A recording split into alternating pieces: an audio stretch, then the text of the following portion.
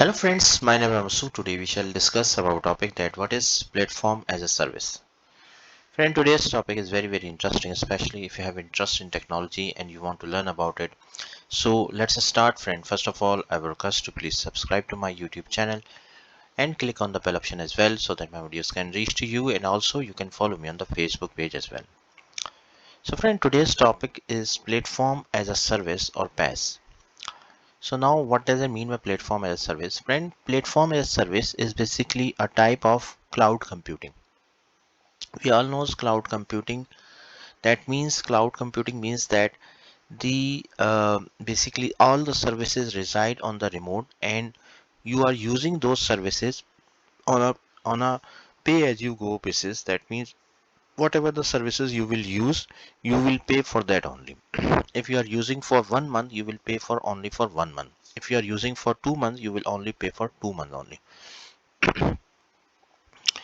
So now platform as a service or PaaS, that means basically a combination of hardware, software, all those things will be available remotely on the cloud. Okay, and you are using those services by using the internet connectivity, and you will pay on the subscription basis, like whatever the services you are using, hardware and software, you will only pay for that. Here all the infrastructure, the hardware, software, all those things are basically managed by the remote server or the cloud computing service provider. Here you are not managing the services, because the services, hardware, software are not installed, are not available locally. They are available remotely. And you are using those services by using the internet.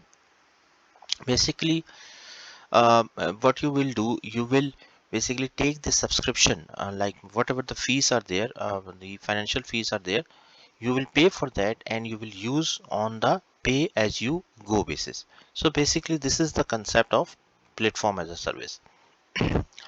Here the PaaS does not replace the complete IT infrastructure for software development,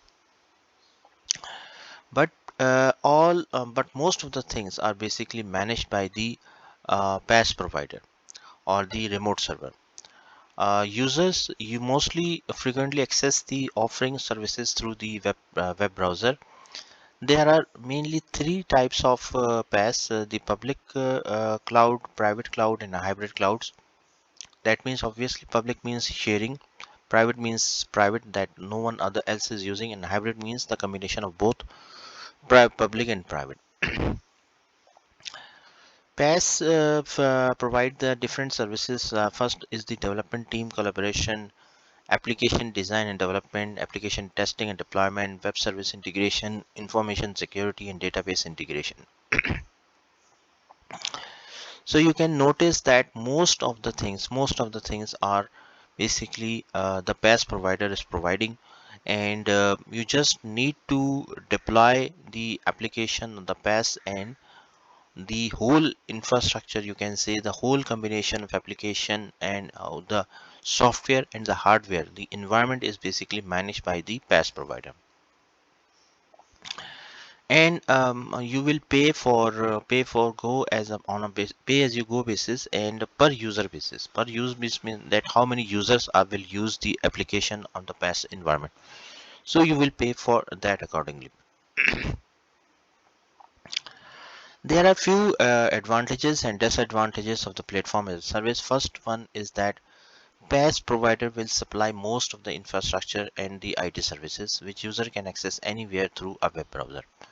It's a very big advantage that either you are sitting somewhere else, either you are in office, outside the office, you can use the web browser to access the services. It's a subscription based environment, like pay use basis, per user basis. That means whatever the you will use, you will only pay for that. And also it eliminate the capital expenses for the on premises. On premises means that you are not installing the hardware software locally, you are using the services remotely, so the expenditure will occur due to the on premises hardware, so it will definitely be removed as well. Then PaaS shift the responsibility for providing, managing, updating the tools for the IT teams to the outside PaaS provider. That means obviously you don't need to worry about the database size. You don't need to worry about the electricity supply. You don't need to worry about the hardware availability, etc., etc. All those things will be managed by the PaaS provider. In the last, the PaaS architecture basically keeps the underlying infrastructure hidden from the developers and other users. So basically, you are using the services, but you don't have the complete control on the infrastructure. So model is similar to the serverless computing and function as a service, meaning that uh, you are using the hardware, software, database, the environment, but you don't have the complete control on it. And also uh, you can say the complete control on the hardware and software is of the PaaS provider. You are just a user there. For example, if you want to upgrade a hardware, you cannot do it. You have to talk with the PaaS provider. If you need something in the database, so obviously you can't do it. You have to contact with the PaaS provider. So basically, if we talk about platform as a service, they have some advantages, but they have some disadvantages as well. Because if, for example, Oracle database is installed on premises in your local premises. So if there is any change required in the database, so you can do it easily because you have a complete control on that. But if that database available on the platform as a service, you can't do it immediately. You have to contact with the provider and then you can do it. And also obviously it will require some fee as well. So friend, thank you. Thanks a lot for watching the video. I hope you like this video. If you like it, please share it with the friends and colleagues, and thanks a lot for watching the video. Thank you, friends.